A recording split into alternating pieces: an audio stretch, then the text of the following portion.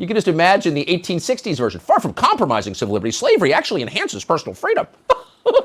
It's not even Orwellian at this point. It's post-Orwell. This is Uncharted. And tonight on Tucker, a bunch of words I don't know the meaning of, but I'll say them all.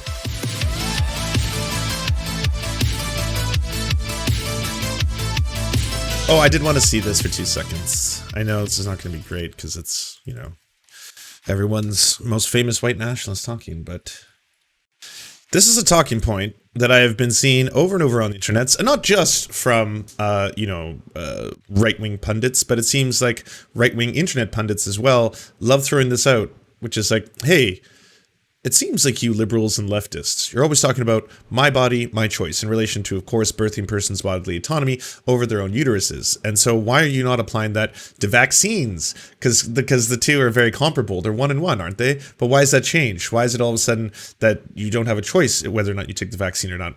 Which I'm sure everyone here is probably like, well, this is ludicrous for a number of reasons. One, you do have a choice. You can choose to take the vaccine or not take the vaccine. What they're probably a little bit more upset about is they want to go to the club, but they're upset that they can't go to the club and they have to have a vaccine passport. They feel they should have the right to be able to sweat and get squishy with anyone they want, which is kind of like what they're doing. So there's that aspect of it. The other thing is that it turns out having an abortion is not a contagious thing.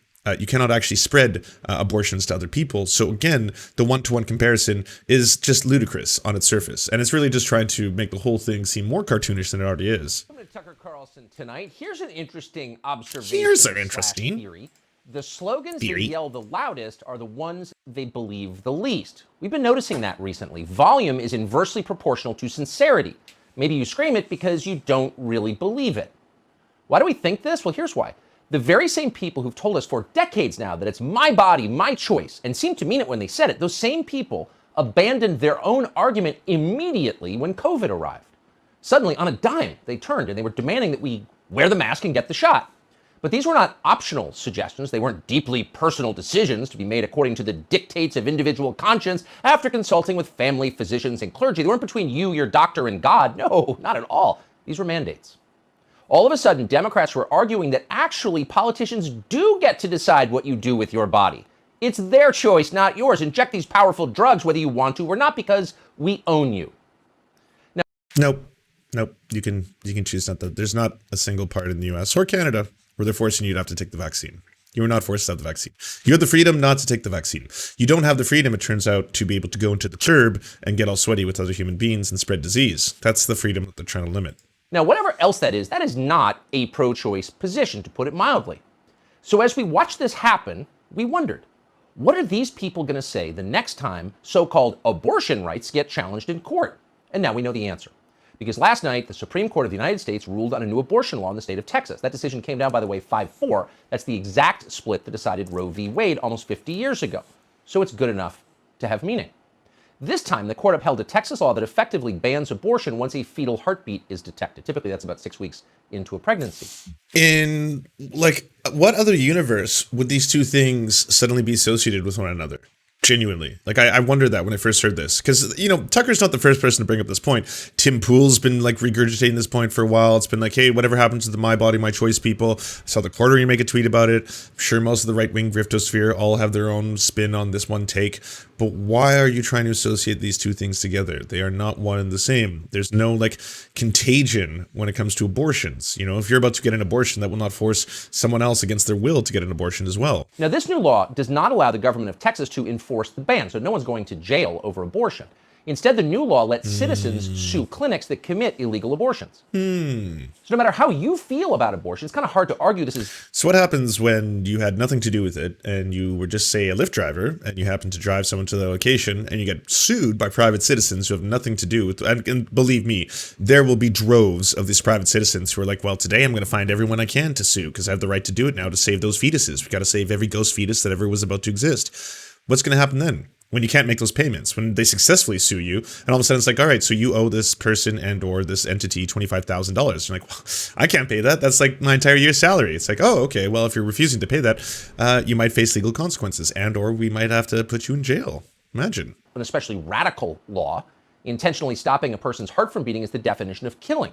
Government has a right to regulate that. In fact, deciding when it's okay to kill a person is, on the most basic level, the whole reason to have laws in the first place.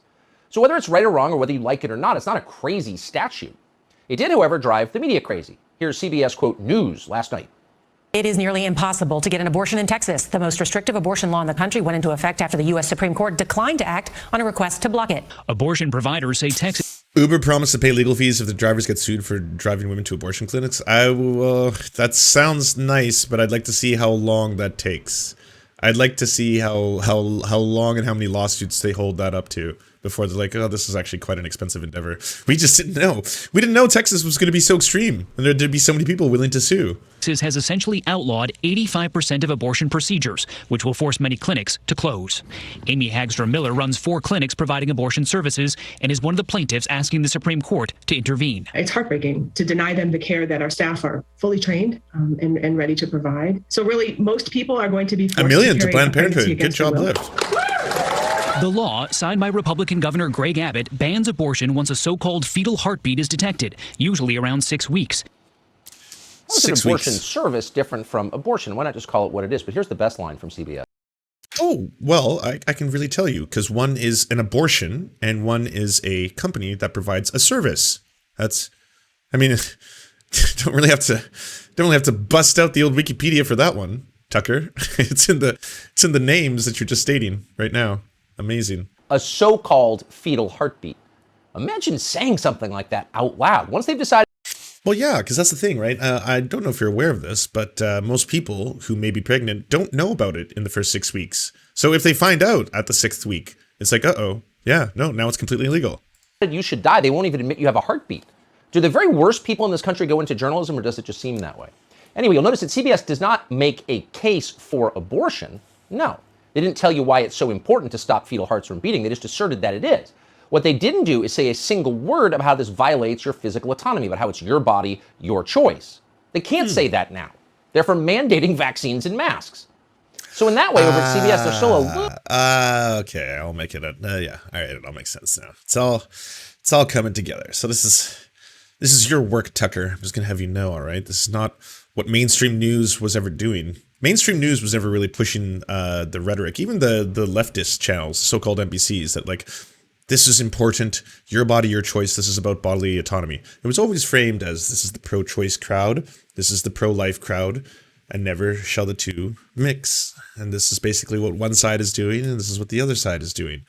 I mean, the bodily autonomy part is something that people should be pushing for, because that is ultimately what it is. This is about state-enforced pregnancies, state-enforced births. The state is forcing you to give birth. That's what is being passed, in essence. So that is the way we should be framing it. That's the way we should be talking about this. But now they're finding we have a whole new angle. This is a wonderful new angle. We got a gotcha. We got a gotcha for the left, because we're basically going to be able to say, hey, all of you lefties and all of you libs who are always saying my body, my choice, well, why doesn't that apply to something completely unrelated? Checkmate. A little bit smarter than the protesters you're seeing on your screen right now. These are the people who gathered outside the Texas state capitol in Austin today. You'll notice that many of them are holding signs affirming their physical autonomy. You can't tell them what to do with their bodies. Politicians, hands off my body. Yeah, whataboutism at its nastiest. But wait a second. At the very same moment they're declaring their physical autonomy, they're wearing their little obedience masks, and you can bet money all of them are vaccinated. Why? Because they were told to get the shot. So, of course, they obeyed. They don't see the irony here. On the other hand, how could they see it?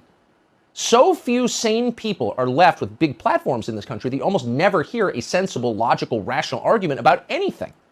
Just hours ago, for example, the ACLU, the American Civil Liberties Union, released this statement, and we're quoting, "Far from compromising them, vaccine mandates actually further civil liberties." You have more civil liberties when they control your body. He's got such a Joker laugh, eh? You can just imagine the 1860s version. Far from compromising civil liberties, slavery actually enhances personal freedom. It's not even Orwellian at this point. It's post-Orwell. This is Uncharted. And tonight on Tucker, a bunch of words I don't know the meaning of, but I'll say them all.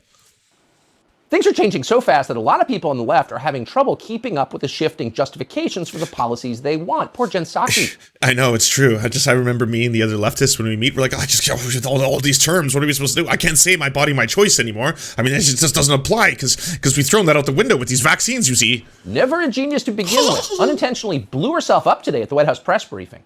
Watch this. Why does the president support abortion when his own Catholic faith teaches abortion is morally wrong? Well, he believes that it's a woman's right, it's a woman's body, and it's her choice. Why does the president, who does he believe then should look out for the unborn child? He believes that it's up to a woman to make those decisions, and up to a woman to make those decisions with her doctor. I know you've never faced those choices, nor have you ever been pregnant, but for women out there who have faced those choices, this is an incredibly difficult thing. Ooh, wait. How was that a meltdown? How was that a meltdown? I'm not even a fan of Jen. I'm not really a fan of the Biden administration. That was a very true point. More year gender studies lecture from Jen Psaki. Here at Wesley and Mr. Man, men don't get to talk about abortion. You ever been pregnant before? I don't think so. You can't get pregnant because you're a man. So abortion is a women's issue. Shut up. They've been saying that for so long they forgot to update the talking points. You think that... Yeah, it's weird, eh? It's almost like half the population has been screaming this. And it's like, it's a whole bunch of cis men who've been the ones who want to legislate this. It's like, no, we're going to codify this into law permanently. We're going to make sure. You're not going to have any control over your bodies. And Psaki, when she does this for a living, she should know that men get pregnant now. The science people tell us that every day. Men get pregnant. It's on the cover of magazines. I think it's on the cover of People magazine right now. A dude who's pregnant. Now, what does that mean? It means that gender is a social construct. And the idea of the fact that you keep associating with men or women doesn't make sense. Update your mind, man. It's 2021. Jesus. Abortion is now a men's issue. Men are childbearers. So men, dudes, have an here comes the turf talking points. equal right to choose to terminate their pregnancies. And they have a right to weigh in on the policy itself. It's not a women's issue anymore, Jen Psaki. She may get an outraged call from Congresswoman Cori Bush of St. Louis, who was on this early. Watch. I sit before you today as a single mom, as a nurse, as an activist, and as a congresswoman, and I am committed to doing the absolute most to protect Black mothers, to protect Black babies, to protect Black birthing people. See, Cori Bush is on this. Maybe she should be White House press secretary. She knows it's not a woman's choice. It's a birthing people choice. So... I love how this is supposed to be like an obscenely like mocking image too. It's like, yeah, it's just so silly. We're gonna put up this little picture there, and then everyone will see how silly the concept is. How is it an attack on women to ban abortion in Texas? That's a tough one. They're not really sure. So on MSNBC, I love how this whole segment is ultimately describing how confused Tucker and Fox News are on these issues. And at the same time, it's supposed to be about how, like, the libs are confused. The libs have no idea what they're talking about. Yeah. Can you understand any of these concepts? I don't. They're not even trying to explain. They just want you to know that if you're for this law in Texas, you're the Taliban. And we have a situation in Texas right now tonight where the American Taliban, because that's what it is. There's not an American evangelical right-wing movement. There is an American Taliban, is weirdly similar in so many ways to the Middle Eastern Islamist terrorists. You just feel so sorry for these people. America is, again, changing so fast that, like, people over 16... Taliban Tucker. I think that'll stick. That's a good one. I like it. Taliban Tucker. ...one on TikTok half the day just can't keep up. There was a time, like, 2 weeks ago when the Taliban were bad. Before they were a critical member of the international community who were talking daily with the Secretary of State and the National Security Advisor and waiting for their American aid. The American Taliban? No, that's different. Unfortunately, unlike the Pashtun Taliban, no one in Texas is getting tens of billions in free weapons from Joe Biden. The National Rifle Flag is getting... Yeah, that was part of the deal. Well, sorry, the deal that Donald Trump signed, but that was definitely part of the deal. When Donald Trump signed that deal, it was like, yes, you're going to get all the guns, all the helicopters, every single helicopter we leave behind. The biggest helicopters, the best. You're going to love them. So many copters, so many guns. Blackhawks or 360,000 AR-15s. So it's a little different, actually, to be the American Taliban. But are the Taliban still bad? No, they're good. We need to update our talking points. Wow, you should sample that. That's a clip right there. We need to update our talking points. Bad? No, they're good. Be the American Taliban, but... Right here. Are the Taliban still bad? No, they're good. We need to update our talking... Clip. That's all you need. Oh, thanks, Tucker.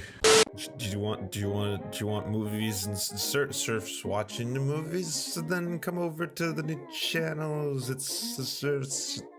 cinema. Thanks so much for watching, everybody. Can you do the thing, you know, that thumbs up and comment and all those things that help us out in the algorithm that controls every aspect of our lives? Also, if you happen to have a Facebook account, can you delete it?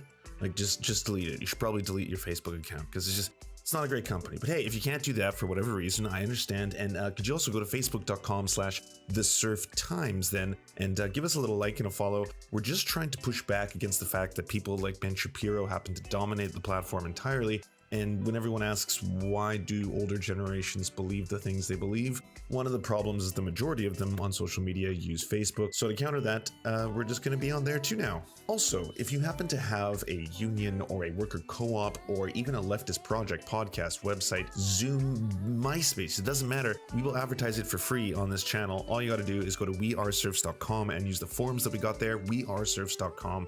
Thanks, everybody. To our gods, Tigro and Payton El Jus, we pray to you, our sky daddies, to keep us safe from harm.